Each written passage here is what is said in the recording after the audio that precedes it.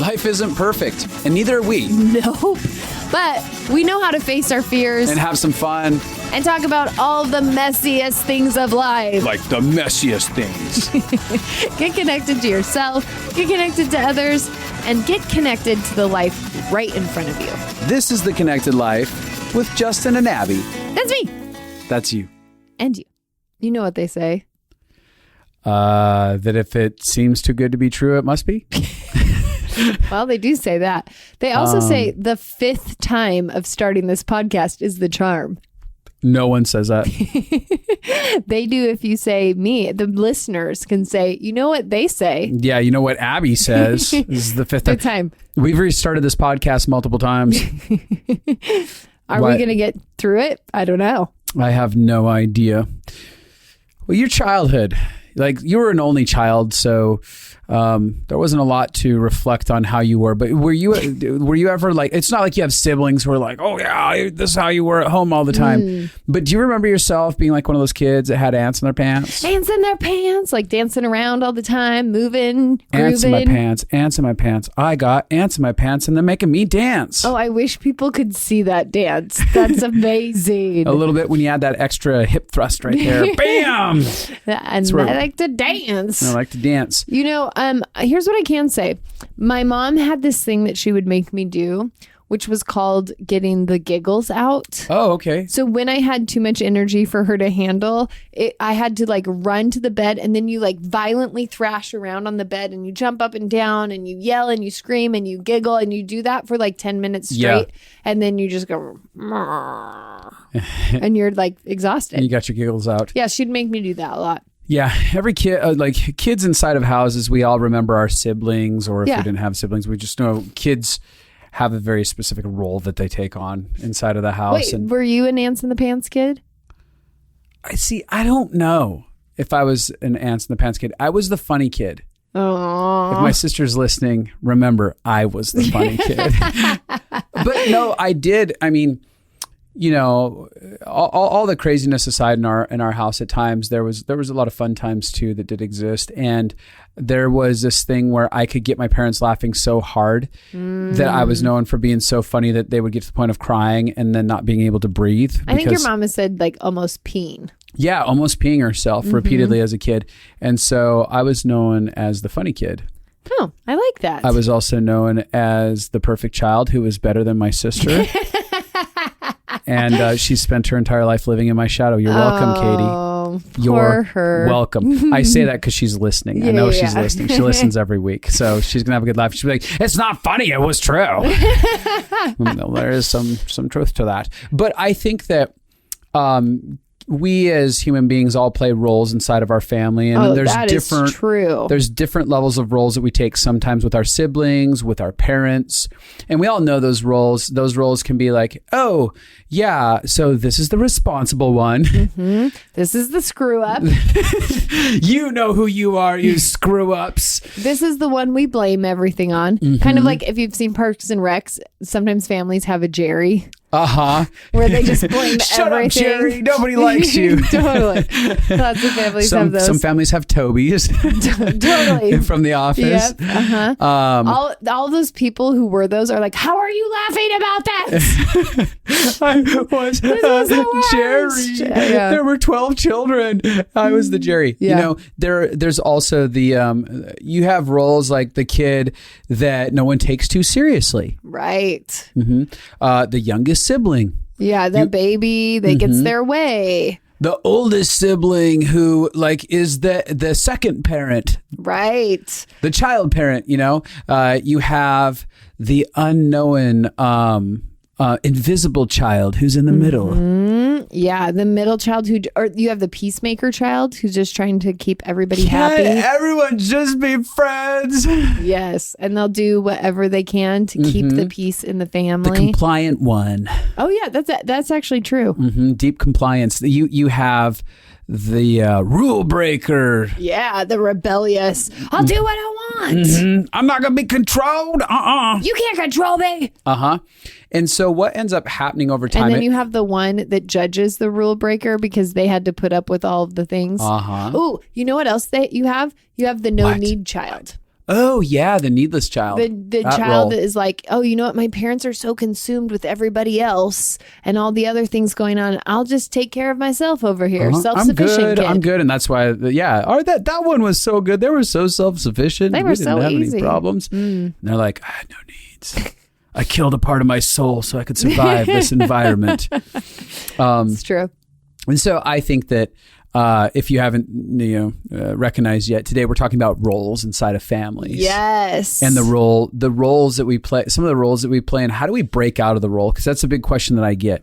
I have a lot of people come into my office and they'll be like, I'm this entirely different human being outside of my family, and every time I go home, I fulfill this role apparently, and they still look at me the exact same way that I was when I was 5 years old, 10 years old, when I was a goofy, scrawny little kid that no one wanted to listen to. It's so true. You might have been like the class goof off when you were growing up, and then you might like step into a career and be super powerful, capable. I have so many clients like that. Like there's this one client who is a doctor, right? Mm-hmm. But like I think her like siblings are like lawyers, or it's like this.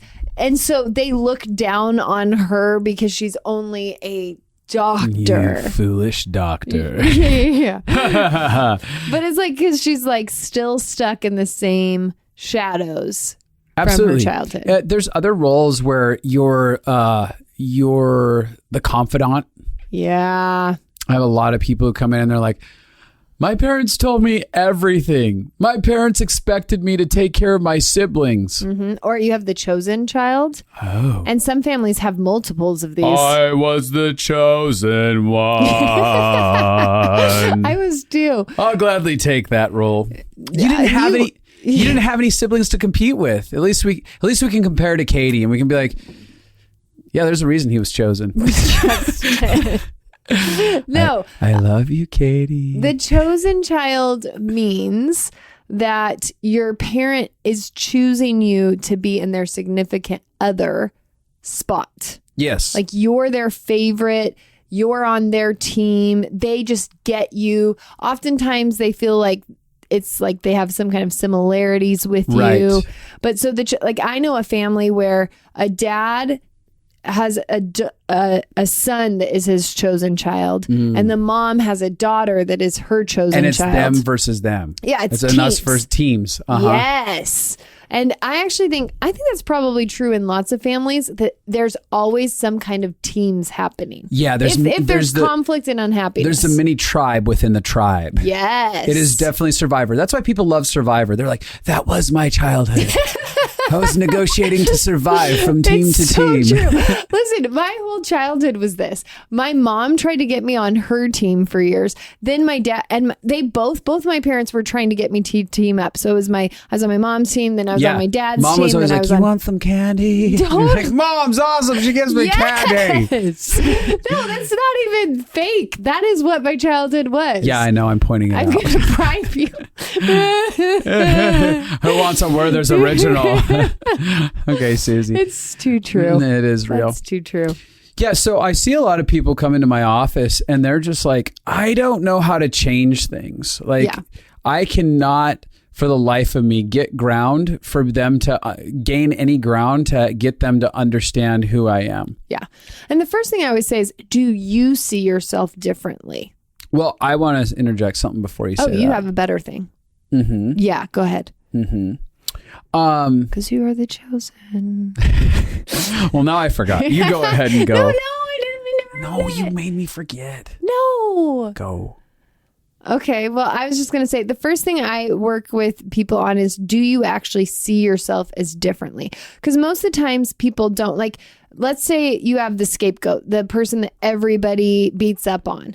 Oftentimes they still beat up on themselves all the time. They totally took that role on in their mind in the way that they do day-to-day activity. And even like those people who are like the screw-ups, lots of them are still playing out and like doing self-fulfilling cycles over and over again with that role. Like, so the first step is like actually changing. Can I be different than who my family saw that I was? And I think this is one of the deepest pains that most humans have, which is that they felt misunderstood in their family. Yeah. I had a friend of mine who, he had a family of like, I don't know, 5 or 6. And he took on the title of black sheep. Yeah. Inside of his family dynamics. So it was like, he's the one always getting in trouble. Michael's always getting in trouble and he's always causing some problems. And if he would just be different, everything would be fine. And so he long term was like, I felt like I was on the outside looking in. And then in life, he's just like, I'm never accepted anywhere. Yep. And he picked that role up, carried it into his current life. And then he's wondering why he can't get out of the black sheep role inside of his family. I'm like, but you've embodied this role as identity. Yes. And that's a piece of this. Part of the journey of shattering the roles that we play inside of our families is readjusting and rebuilding the truth of our identity. Yeah.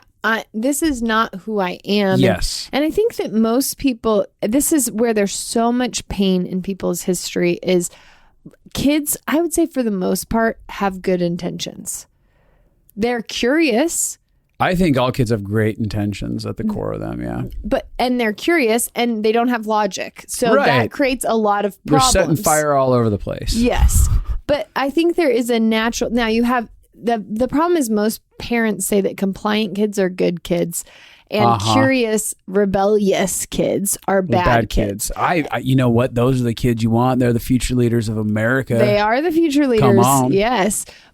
And I think that parents can then judge and keep judgment towards their kids. Yes. When actually what we're really saying is that kid isn't bad. It's just going to take you more work. Yes. But can we say that it's going to take you more work, not that it's because the kid is more work? Yeah, that kid is not more work. It's just going to take you more work. Yeah. Figure. Instead of saying it's that personality. If he could just be more compliant. You know, all kids, I just want to do a soapbox here. All kids who are misbehaving, it either is pain that's going on underneath the surface or it's curiosity that doesn't have proper outlets. Yeah. And so if we actually get their needs met, children will respond well. Yeah, absolutely. But responding well, as a side note, and because we're not going to get into breaking down kids, but responding well doesn't mean compliance. Totally. Because just because you want something doesn't mean that they're good because they fulfill what you want. Right. So the reason I'm saying that is you can feel misunderstood as a kid. Yeah. And then keep carrying that. And there is a lot of pain in that. And that's why learning self-compassion and learning how to see who you are outside of what you learned in your family unit is so beautiful and powerful. Yeah. So as we're talking, we're kind of defining different roles. And so there's roles that we play, again, siblings. There's a role that we play with in each of the parents. These roles that we usually find inside of this space are affecting our long-term life, what we're talking about. Yes. They're playing out over and over again, this role over and over again. And unless we deliberately begin to investigate, what is the role that I either chose to play or somehow seemingly got put on me? Right. Because there's roles that feel like maybe a parent shares all their secrets with you. You don't want to know their secrets as a little kid. You don't even, maybe a kid is like, I didn't want to hear that, but you don't know how to communicate or that. You don't even know that you want or don't want it as a kid. You have no awareness, but all of a sudden this interaction keeps happening. And now all of a sudden something's been put on you. That doesn't make someone a villain. They just did what they did. They're operating unconsciously in a lot of their behavior. But it begins with the self-awareness enough to start going, what is that role? Yeah. Because like you said, you can't intentionally transform something until you know what you're working with. Exactly. And then the question becomes, what are the ways that role served me? And what are the ways that it didn't serve me? That is a great question. Because it doesn't mean, like, the roles that we take on, it doesn't mean that they're bad. I think that there's a problem when we make them our identity, regardless of whatever it is. Whatever role we play, there can be value to it. But when it becomes, this is who I am as a person in life, it is now really confining you and restricting you from fully being connected to your heart and expressing yourself in certain ways that you'd like to, but you've never allowed yourself to because you have these rules that align with, this is who a person who fulfills this role is supposed to act. Yeah. I was thinking about you in your childhood, and I was thinking about how the good and bad things, like you were the protector, right? So you were pretty much trying to be all things to all people. You're trying to take care of your sister and protect her from abuse. You're trying to take care of your mom and protect yourself from abuse. You're trying to take care of your dad and protect him from losing the business. So everything was, you are protecting everyone. Right. Now, there's beautiful gifts. You are still very protective of the people around you. Yeah. You care deeply. You notice things like when we're driving on the side of the road and you see somebody who's got a flat tire, like you notice, you help people. There is something beautiful about that. And I think that that's something so redemptive. Whatever role we're put in, there are good gifts that come from it, even if it's not who we want to be forever. Yeah. But then if you look at what it cost you. Yeah. Do you want to talk about it, or do you want me to give him a rundown? Yeah, well, the idea that I am this protector and this is who I am, all of a sudden I lost my ability to have any sense of self, any sense of self-needs, sense of self-worth. My value was in protecting, not in having a voice ever. Yeah. It was never about what do I authentically think, what do I authentically feel. It was, how can I keep these people happy? How can I make their lives better? So there's this thing where kids, I don't know what age, is it about 2 years old? They start working towards developing a sense of self, where they call it the terrible twos. But it's actually them separating from their sense of oneness with their mom, specifically, usually, and going, all right, well, how do I feel? What do I want? Right. That's an unconscious thing that starts happening. That's why they start saying, no, I don't want it. Right. Sense of self starts happening. Yeah. And my sense of self was very minimalized inside of that role. Yeah. And I would say that another thing that it did is you kind of got to watch like your sister who didn't do those things. And you could be like, oh, well, you see, it's easier to judge when you see someone else not doing it. Right. Well, I know that for instance, with my sister, I probably haven't even talked to her about this. So this is going to be fresh news to her. You're welcome, girl. Katie. But it felt like I'm over here trying to fulfill this role of taking care of everything.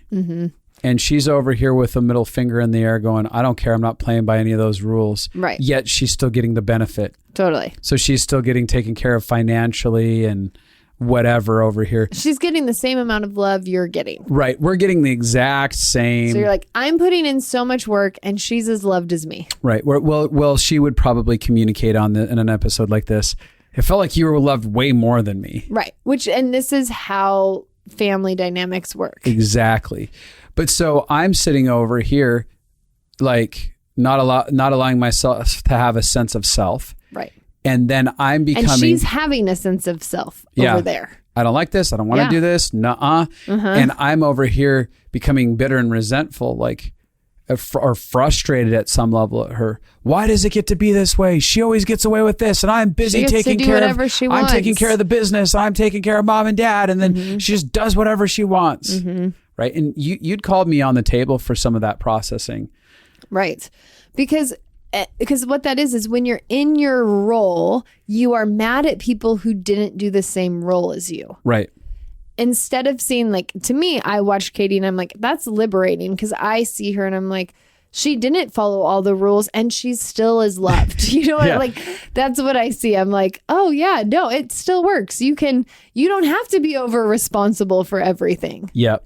So I think, but again, I'm sure she has different feelings. And this is how every person in a family has a different experience of what is going on in the family. But so when you look at my role as the protector, the over responsible one, you can see there's some beautiful gifts from it. But then you can see it stole from your connection with your parents. It stole from your connection with yourself. It stole from your connection with her, because when you have to disconnect from yourself, you are losing connection. Yeah. And that role that I played, ultimately at the end of the day, going back to what we're kind of saying here, is left me without getting my needs taken care of. Right. There weren't specific requirements held inside of this or standards. And it's not just inside of my family. I went on to keep this role going inside of friendships, where I build these relationships where I am not actually going, hey, I need something in this. So there's no requirement in it. And so I'm walking away feeling empty in friendship after friendship, because I'm like, I do all these things for these people and I try to love them, but I'm not getting anything back. And it was easy for me to vilify people inside of my head. Right. And go, man, these are just terrible people. And I'm like, as I grew powerful, and started like readjusting my perspectives, I was like, they're not terrible. They're just fulfilling an agreement of this role that I've said I want to play. And so a lot of people are living embittered at the life that they're experiencing outside of themselves. Not recognizing not only the game that we play, but it's the game that we play as part of the role that we've given ourselves. And so you're going to begin to have aha moments even listening to this, as you begin to investigate, what is the role that I've played? And then you're going to go, oh my gosh. Yes.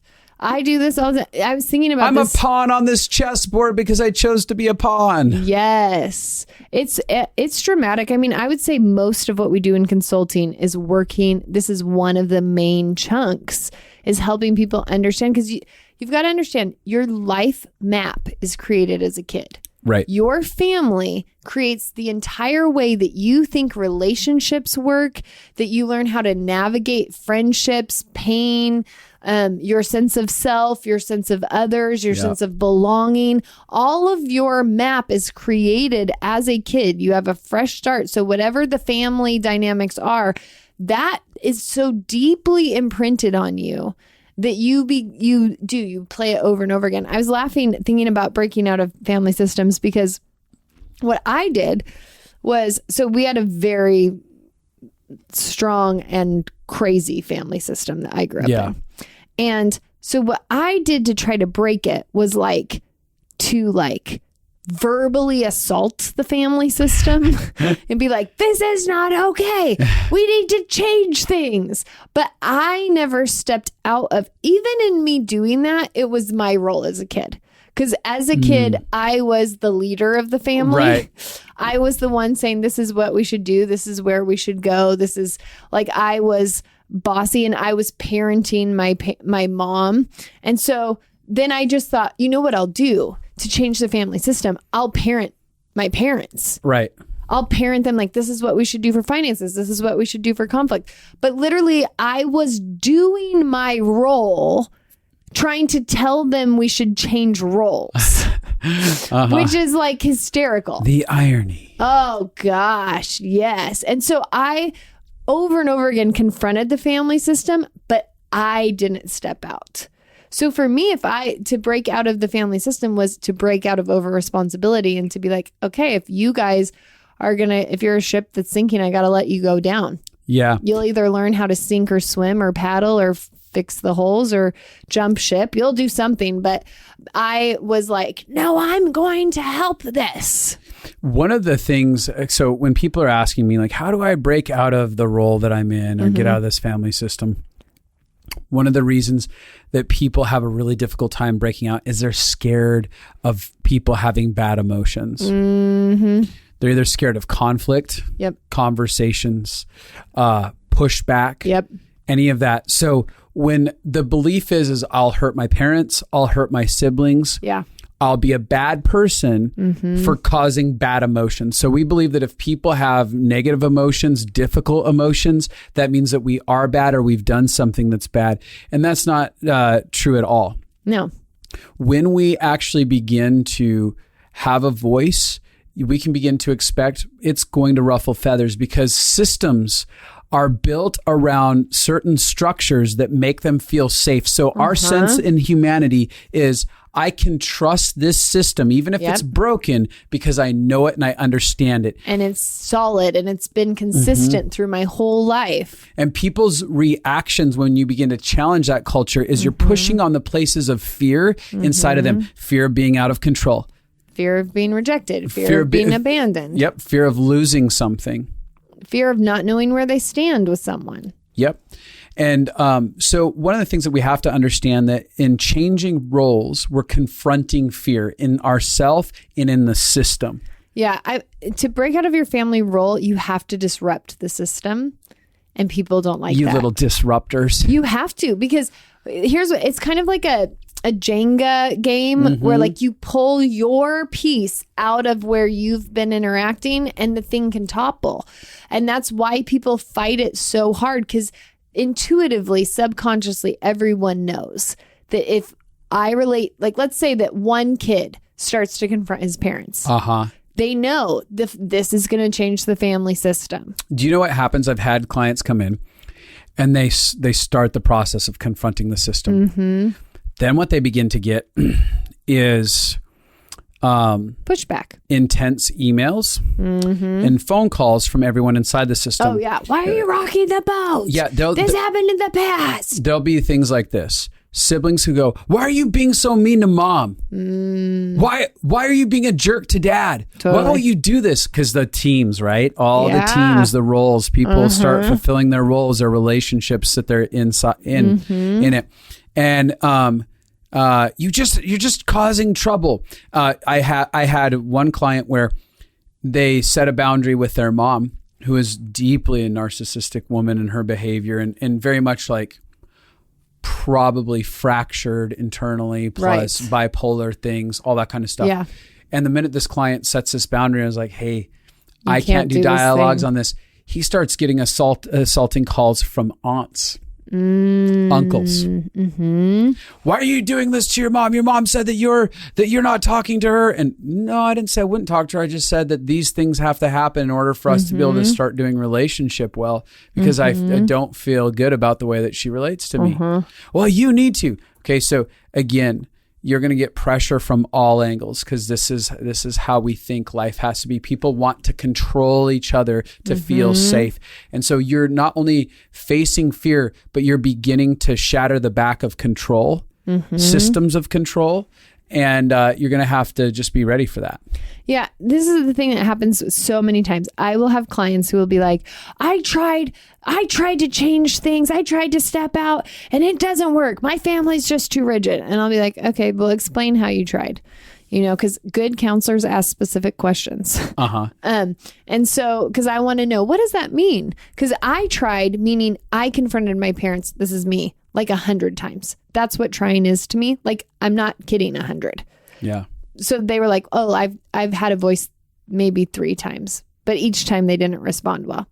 And I'm like, okay, well, listen, you have a system. It's almost like if you want to imagine that you have a building that has been built. It has a foundation that is strong, and you are bringing in a sledgehammer because you want to remove one of the walls that is in the house. One swing at the wall doesn't knock the wall down. Not at all. You got to get the whole wall. And also one swing only leaves it people going like, why would you put a dent in the wall? Totally. Because it just makes it ugly. Now they're just offended thinking you were just throwing. But when you're like, no, I'm actually here with an entire construction crew because we're about to redo this. Yeah. I mean, they flip out even more, but they also go, all right, there's something more than you just swinging a hammer being a jerk.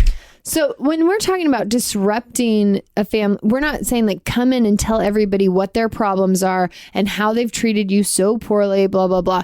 It is from a powerful place of I have recognized and I am becoming different, then setting boundaries or having conversations. Hey, I actually have a lot of pain from my childhood of always being made fun of, being the butt of jokes. Yeah. Hey, and then if you don't have parents or family that want to hear it, you are going to have to set boundaries. Hey, if you guys keep making jokes like this, it's not fun for me. I'm going to leave. I had one client who went to their family and sat down. It was a like maybe siblings, a half dozen siblings. And they were at, I think it was Christmas or Thanksgiving. It was one of those. And they were known for not being taken seriously. That was their role, is that I'm not taken seriously. It's the one that everyone just, so they one of those moments was happening kind of. And they were like, hey guys, can I just say something that was really, really polite, but like, I feel like in this family, it's really hard for me to be taken seriously. I feel like when I try to say things, you guys laugh it off and run over it. And then the family literally laughed. Was like, oh my God. And they wouldn't take them seriously about saying, you don't take me seriously. And that felt crushing. Maddening, right? Yeah, insanity happening. Like, no! It's happening right now! Right. How do you not see this? But that was, we had helped them get enough of a sense of self to be able to push back and not go turtle in the moment. And to be like, hey, let me just say something. You're proving my example right now. Like it's literally happening. You guys might not see this, but you just acted like I was blowing things out of proportion and all this stuff, and you're not taking it seriously. And they were like, oh my gosh, we did. And then it started turning, and I think one sibling laughed a little bit too and was like, so whatever, you're over dramatic.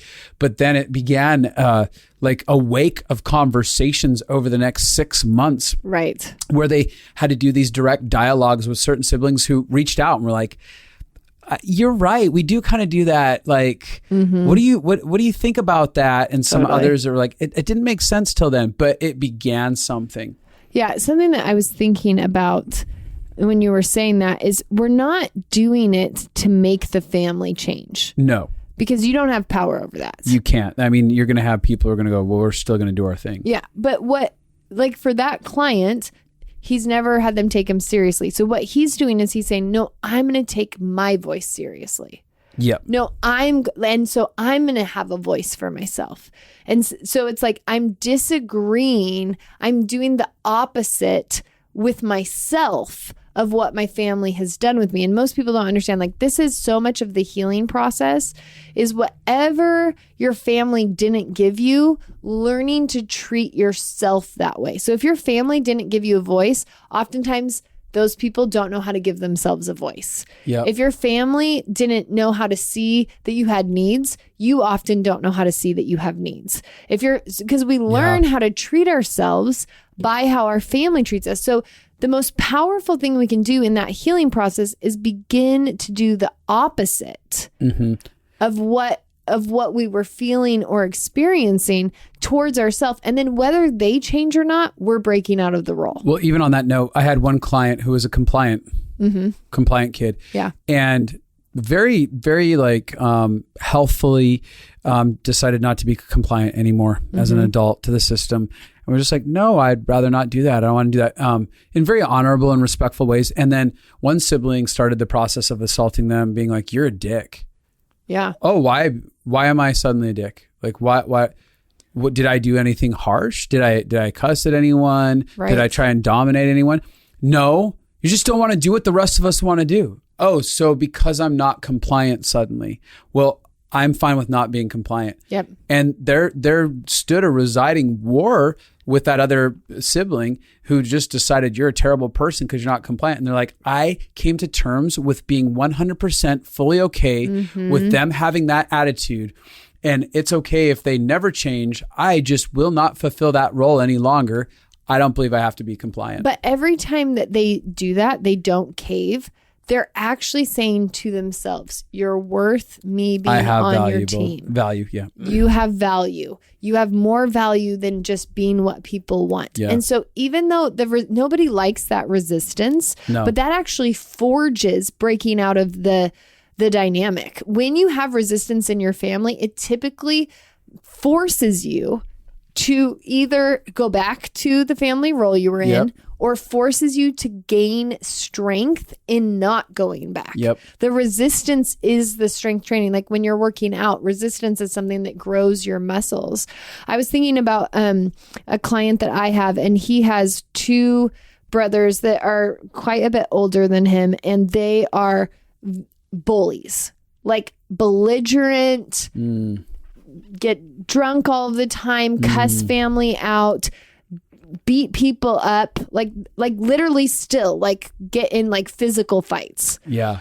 And he's not like that. That's not his personality to be like that. And so he's like, oh, it actually feels really scary, but they will talk disrespectfully from them. And then they have mom and dad. Well, no one stands up to the bullying in the family. Yeah. No one, they just let these two brothers run the whole family. Yeah. And so this guy decided, I have to break out of this. Like, it's because what happens is he gets disrespected and then he feels, so he pepper sprayed him. Yes.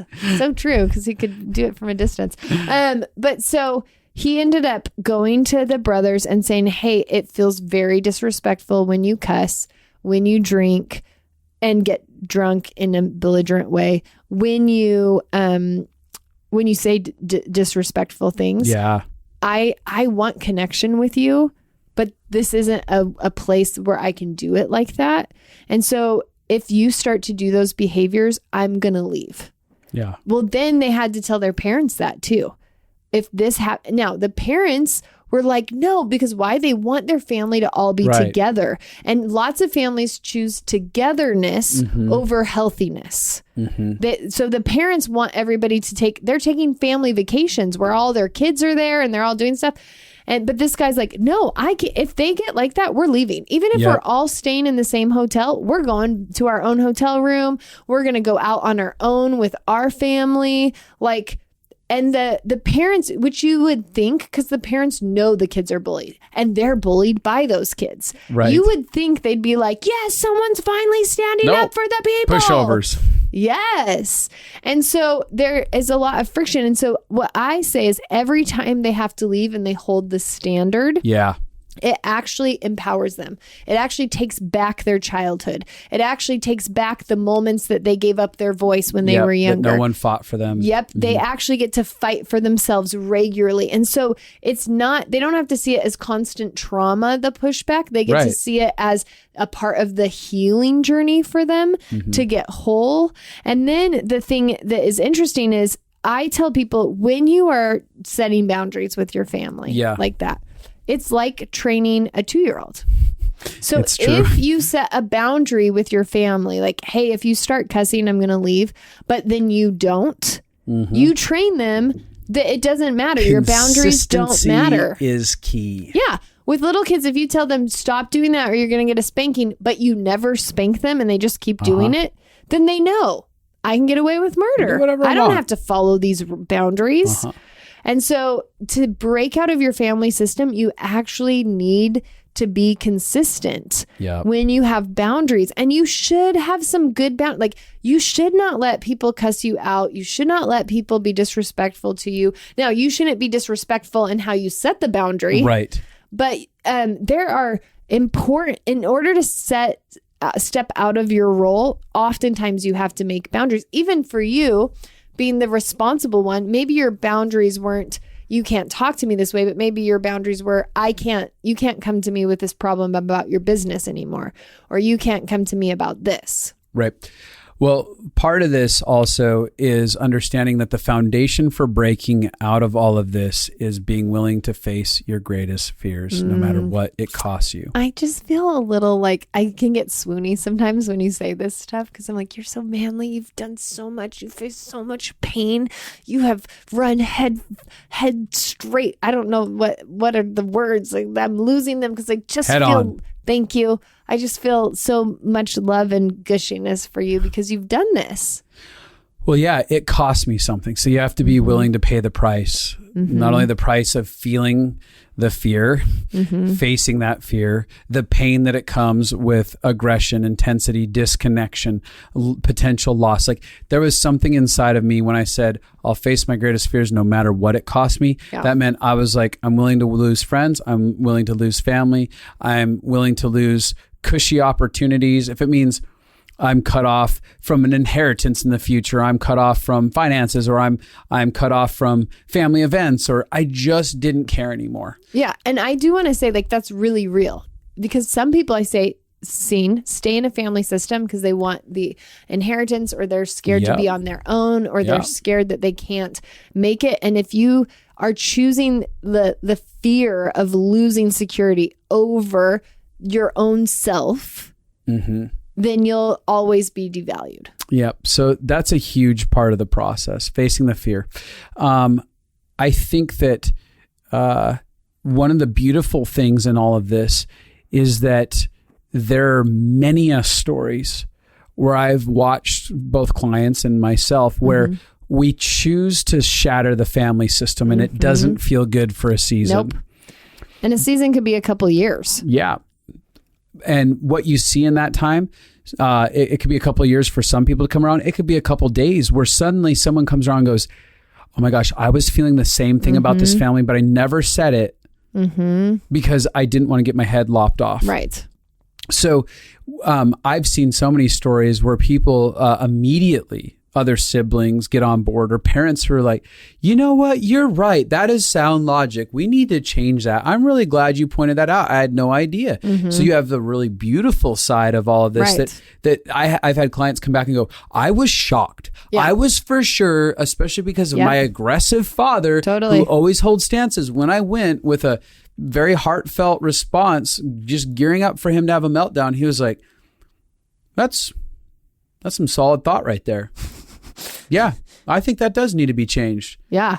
And they were like, what just happened? Yeah. Who is this human being? I would say it either goes one or two ways. It's so much better than people think, and it instantly begins changing family culture, or it's really hard and takes Feels a like few this years. Big disaster. Yeah. But I've got to say that everybody I know who's pushed for a few years to change their family culture has seen breakthrough. Oh, absolutely. And what I've seen through a lot of those people is they have parents come back around. They're like, thank you so much for being willing to do something that we didn't understand, or neither of us were willing to do. You actually saved our family and set our family on a trajectory of health and good life. Yeah. A happy life. I'm feeling so pumped about this because I'm like, this is real. I've seen so many entire family systems change. It takes one person. You can be that person. I've actually seen, and now this could sound like a negative, but I've seen family systems where spouses, like children, challenge the family, and the parent divorced the other parent finally after that. But it's because they finally, once the challenge was initiated, they realized they were in an abusive relationship, and they said, they started giving standards like, I'm not going to allow you to treat me either because my kid's modeling that this isn't okay. I'm going to now hold a standard. And then the other parent, who's gone for years in alcoholic fits of rages and stuff like that, is going, wait, what? And they don't want to change. And so the person's like, well, if you don't want to go on a journey of change, I'm out. Totally. And so some of those things can happen. Like people are like, oh, but what if my parents and things were to fall apart? They might, but that might mean that there's actually freedom being initiated, and some people aren't wanting to get on board with it, and the system completely changes. It might happen. Yeah. But we can't live in the fear. My point of taking it even to this extreme of sharing like a concept like that is like, even in your worst case fears, like it is not the end of the world. And I will say this, I have two stories that I just want to share as we wrap up. I have a client that I challenged so much that she needed to talk to her dad about her pain in her childhood and what happened. And she didn't want to. She was terrified of it. But she ended up doing it. And he ended up like a year later getting diagnosed with cancer and dying very quickly. And she had more resolution than any of her siblings. Yeah. Because she'd had hard conversation after hard conversation. So they had gotten to such a sweet place in their relationship, and she'd gotten to work through stuff that no one else had the chance to work through, because she actually decided, no, I'm going to be powerful and do something with this. And so I want to say that for you out there, that there is a reward. There is intimacy. Now, they may or may not change, but there's going to be triumph for you. If you do it for the sake, you have to confront for the sake of you being powerful, not for the sake of deciding it works if they respond well. Yep. However, how you posture yourself about it is more important than what happens. And then the second story I was thinking of is, so in my family, one of the roles I played was I was my mom's savior. And so she would call me all the time telling me how she wanted to die. It was my whole childhood. She'd tell me how she wanted to die, and then I had to fix whatever for her, which is horrible and so crazy. But I remember when I was, after I'd gotten married to Justin, who could clearly help be like, this is unreasonable behavior. Now you've got to understand, my mom had no friends at this point. She was a recluse. She never left the house. She had no friends. I was the only person in her life. But I knew this cycle isn't healthy for me. Yeah. I can't actually handle her calling me all the time telling me she wants to die. So I remember knowing I have to break the cycle. I have to set boundaries with her. But I know that means she might kill herself. Yep. And that's what I've been trying to stop her from doing my whole life. But for me to break out of this family system, I have to break out of the family system. I have to stop being like, it never worked. I was the solution for 25 years and it never worked. She didn't kill herself, but it never got her to neutral. Right. I don't think made her that stuff go away. No. And so I had to say to her, hey, I can't be, and I had to tell her, I can't be your person that you call when you want to die. You need to find friends, get on Facebook, listen to teachers who are hope-filled. You need to have something that you do when you feel hopeless that isn't calling me. So I had that conversation in a calm way outside of the moment of her calling me. Then she called me in hysterics, crying, sobbing. And I was like, hey, I told you that I can't be this person that you call now. I hope that you find another source of hope. Click. I had to do that maybe 50 times. Wow. Which is me saying every time, you may kill yourself. Yep. I have to let go of responsibility for that. We have to change this behavior. That's what I'm saying. It's like training a 2-year-old. I did it every single time she called so that she knew she couldn't come to me. And you know what happened? She found other sources of hope. She started listening to Joseph Prince all the time, Andrew Womack. She started calling other people. Like, I have seen all of the things that I thought couldn't change in my family. And I had so many reasons why. Like my mom had no friends. Well, when she got put in an assisted living, the sister she has, who she never connected with, they butted heads. Right. When she needed friends enough, she became friends with her sister. Like, there is always another option. Yeah. But your family system can so blind you to it that you can live in fear of the consequences, when the truth is the consequences were so high. Me being that person for my mom created PTSD because of so many moments as a little kid and having to save her life over and over and over and over again. That was creating ongoing trauma for me. And having to say no and disrupt it is the best thing I ever did for myself. And I think, again, what Abby said here is, here's her worst case scenario.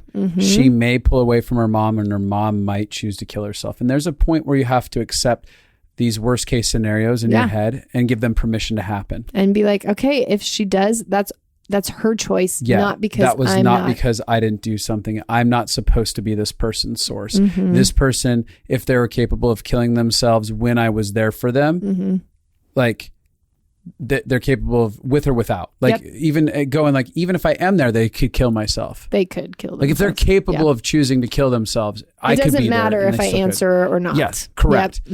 So inside of this, roles, I want to add a few other things and then we'll wrap it up. But when we look at the idea of these roles that we fulfill and we want to initiate getting out of them, it usually begins with It can begin with simple adjustments where we're just not necessarily being quiet in moments where normally we're the quiet person who doesn't give an opinion. Oh, I'm just going to go ahead and inject my opinion here in this space. Yeah. They can be simple steps to begin to get out of it. Or it can become the actual dialogues where it's like, I'm going to give myself permission to have as many dialogues as I need to communicate clearly where I'm at. And so some of those begin with, like the people who talk to their family, maybe sitting down with a mom or a dad and saying, hey, Dad, I realize that in this relationship, there was a lot of expectation for me to be the one to save the business and be there for you all the time. And that felt like a lot of pressure to be put on my shoulders. I'm not necessarily going to show up in that role any longer. You're going to either have to find another sibling or someone else that you hire into your world that you feel like you can lean on.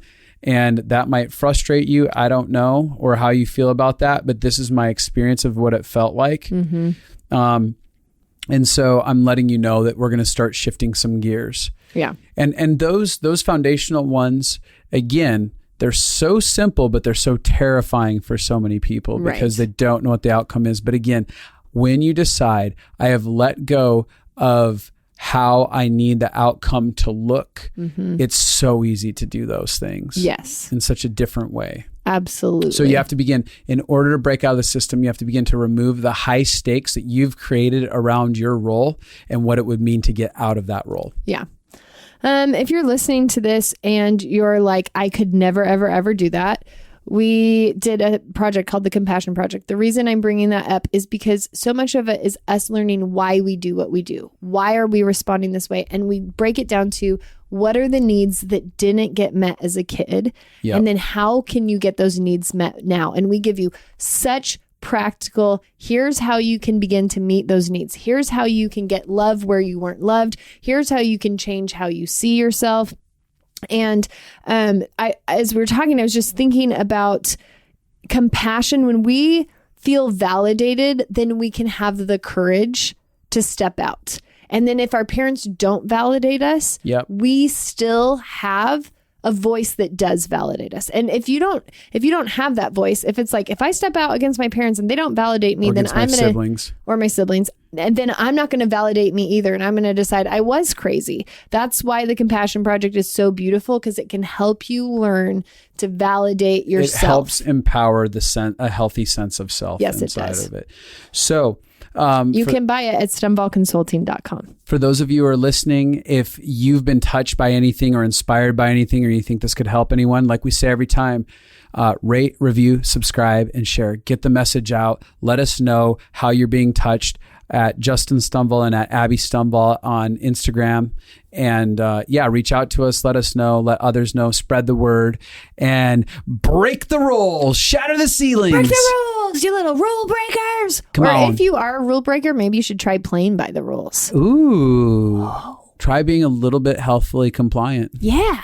Yeah. Yeah. Okay, I'll be a little agreeable this time. I'm not going to fight everyone on this. Yeah. Be a little agreeable. Just try it. Yeah. All right. Try to not be the dick. Yeah. All right. Bye-bye now.